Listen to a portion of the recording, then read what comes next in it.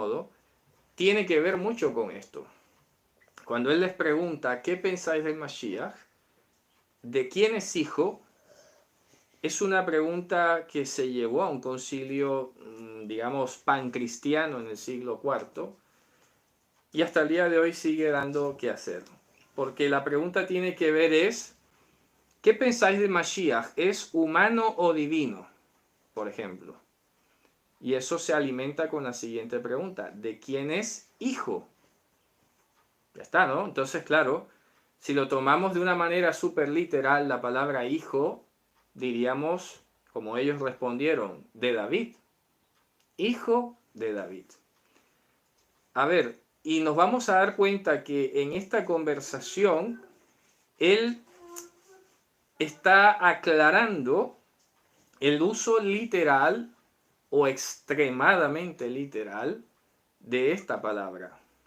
Porque si le hacemos, como ellos, hijo de David, según la carne, por biología, por genética, entonces automáticamente le hacemos humano.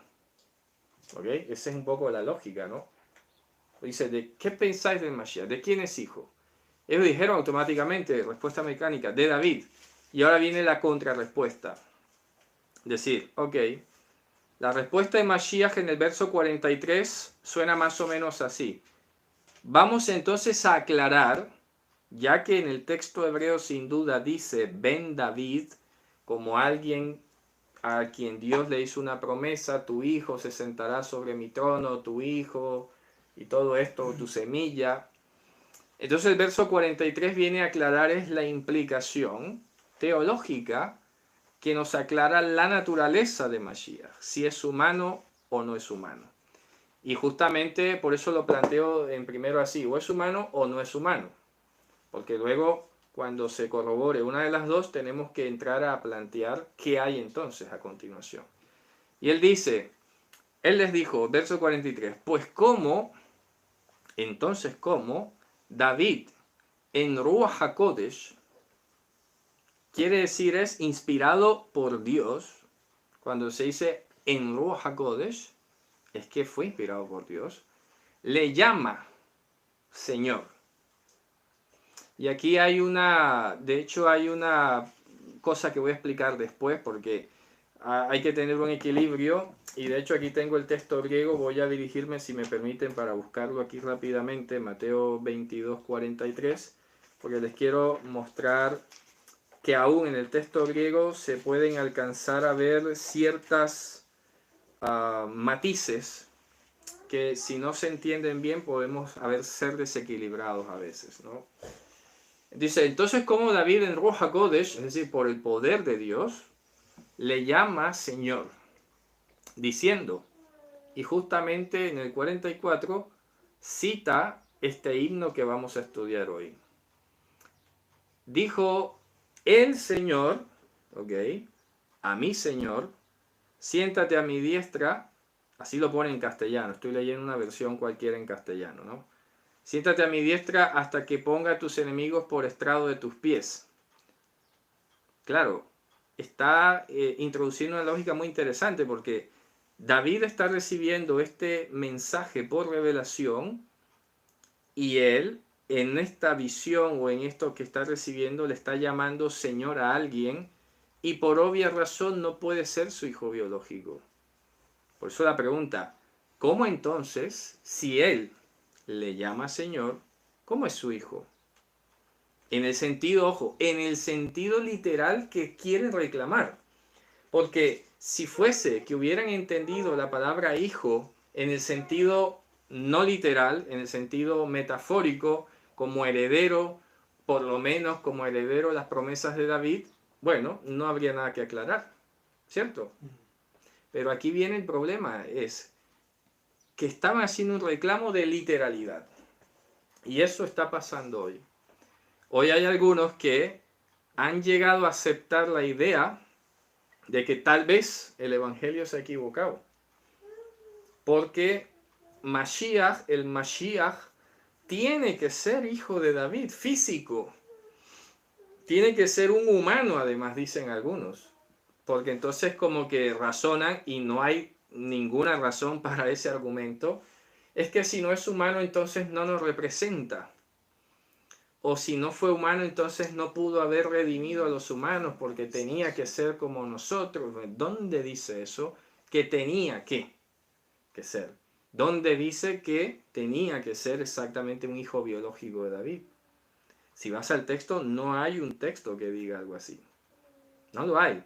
Todas estas han sido construcciones teológicas que se han apoyado en la valoración o en la percepción de una palabra, que es la palabra hijo. Pero que, como ya lo hemos visto muchas veces, te das cuenta que estas palabras en hebreo, o muchas palabras en la lengua bíblica, corrijo, se van poniendo como en tres dimensiones. Se van moviendo como si fueran los electrones dentro de un átomo, ¿no? Tienen unas órbitas, tienen unas latencias.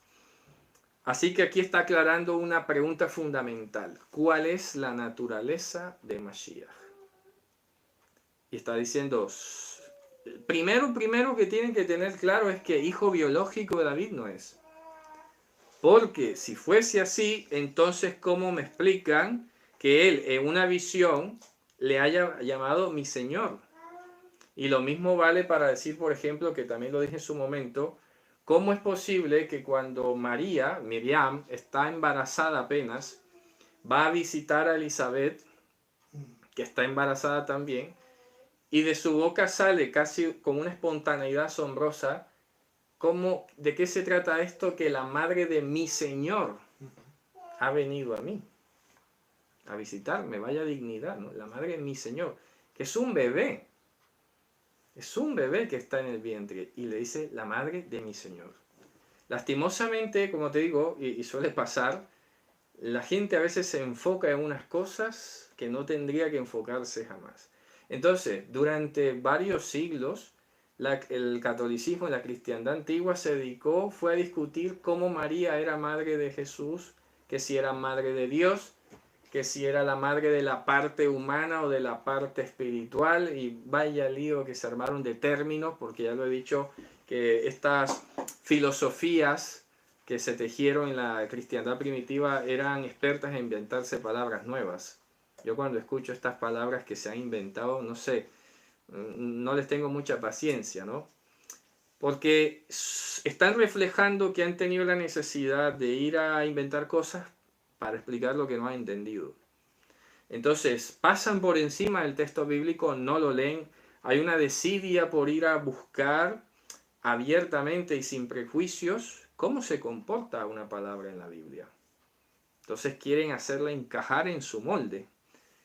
Entonces, ¿cómo termina diciendo? Dijo el Señor a mi Señor, siéntate a mi derecha hasta que ponga a tus enemigos por estrado de tus pies. Pues si David le llama Señor, ¿cómo es su hijo? Y óigase bien lo que dice el verso 46. La respuesta fue tan contundente, y lo es hoy, que dice, y nadie le podía responder palabra, ni osó alguno desde aquel día preguntarle más. Es que si eres una persona promedio, lógica, es que dices, claro, esto no lo puedo responder. Es una paradoja, ¿no? Me acuerdo, y lo puedo decir ya porque ya ha muerto, en una de las varias visitas que le hacía a la que fue, vamos, como mi segunda abuela en Barranquilla, la señora Rivka, judía de toda la vida, ortodoxa, le pregunté yo algún día, ella me preguntó a mí primero, ¿ustedes, cuál es el tema de ustedes decir que Jesús es el Mesías? Y dije, bueno, ya que usted ha tocado el tema, le voy a hacer yo una pregunta primero y ya luego le respondo. ¿Usted de quién dice que es? Y me tomé de este versículo, ¿ya? Le dije, ¿usted de quién dice que es hijo el Mashiach? Me dijo, de David, auténtico, así, espontáneo, ¿no? Y luego viene la pregunta y le dije, ¿y de dónde usted espera que venga Mashiach? Y me asombra que ella, siendo la vieja escuela, como dice uno, haya conservado la respuesta correcta. Me dijo, del cielo, espontáneamente. Lo dijo, espero que venga del cielo. Y ahí fue espectacular, porque entonces le pregunté, bueno, ¿cómo es que si usted espera que Mashiach venga del cielo, es hijo de David? Hay dos opciones. o David subió al cielo y lo engendró en el cielo, y de allá va a venir cumpliendo las dos condiciones, ser hijo de David, venir del cielo, o David lo engendró aquí y de alguna manera subió al cielo. Y sorprendentemente me dijo, no, tuvo que haber nacido aquí. O sea, fíjate tú, ¿no? Lo que es ir poniendo los parámetros correctos, lógicos. Si la persona es lógica, te va a decir, hombre, lógico que tuvo que haber nacido aquí. No me hallo, porque además David está muerto. ¿En qué momento subió David al cielo para engendrarlo allá y con quién? Eso es un escenario súper surrealista, ¿no? Y con los pies aterrizados dijo, no, tuvo que haber nacido aquí. Entonces le pregunté, ¿cómo es posible entonces, si nació aquí, cómo subió al cielo? Me dijo, pues mira, a esta altura de la vida no me había preguntado eso. Tenía 82 años por ahí cuando le hice la pregunta. Hija y nieta de rabinos, y todo, y no se había hecho la pregunta. Claro, hoy en día nosotros tenemos que estar pendientes de otros escenarios. ¿Por qué? Porque resulta que ya la respuesta básica ha cambiado. Ahora te han construido un perfil de Mashiach sintético, ficticio o adulterado. Entonces ahora te están insistiendo en que tiene que ser del linaje de David, literal, biológico, vamos, inevitablemente. Y eso como consecuencia acarrea, sin discusión alguna, que sea humano. Y cuando se le reduce a la categoría de un humano, no podemos ignorar, como lo he insistido muchísimas veces, que habría entonces que aceptar la idea de que heredó el pecado. ¿Ok? ¿Por qué? Si alguien dice, no, pero no heredó el pecado, entonces ya no puede decir que es humano. ¿Para qué? Lo que nos hace humanos hoy en día es el pecado. Ese es el concepto vigente. Desde que entró el pecado en el mundo, no se conoce otra cosa como ser humano, con todas las implicaciones biológicas que hay, que lo que somos hoy. Entonces, reducirlo a una naturaleza como la nuestra, idéntica, ¿con qué mérito entonces iba a poder salvar siquiera a una persona? Porque ya lo hemos estudiado. Ni siquiera los varones más justos de la Escritura podían redimir con sus méritos ni a sus hijos, ni a su hermano, ni nada. ¿Ok? Entonces, el otro escenario crítico es que entonces, si es un humano igual que nosotros, ¿cuál es la diferencia entre él y nosotros? Porque cualquiera de nosotros simplemente habría podido adquirir o desarrollar esa capacidad mental o espiritual y autorredimirse, que es lo que muchos terminan concluyendo precisamente cuando no se dan cuenta de la implicación que esto tiene. Entonces terminan quedando en un callejón sin salida, porque viene un judío bien preparado que ha esperado que fluya el agua y le pregunta al final, bueno, ya que has llegado aquí detrás de todo lo que has dicho, después de todo lo que has dicho, respóndeme, ¿qué necesidad tengo yo de que alguien me redima? Si es un humano como yo. ¿Cuál es la necesidad que tengo de eso? Ese es el punto, ¿no? Entonces, quiero ir diciéndolo por parte. Lo primero que debe quedar claro es que este himno está respondiendo a la naturaleza de Mashiach y está aclarando que no se trata de un hijo biológico. ¿Ok? Aquí hay una preexistencia. Es lo que está implícito cuando dice, entonces, ¿por qué le llama Señor? Mi Señor. Porque preexiste. Esa es la lógica. No se puede venir a saltar este razonamiento. ¿Me explico? No se puede saltar ese razonamiento porque entonces cualquiera estaría diciendo, bueno, inventarse tesis un poco complicadas, ¿no? Bueno, David lo vio a futuro y en el futuro le llamó mi Señor. No, por eso es importante esta referencia que el mismo Mashiach está desafiando a los escribas de su época. Respóndame. Así que luego vamos a tener que responder lo que dice el primer verso del himno. Vamos ahora al himno.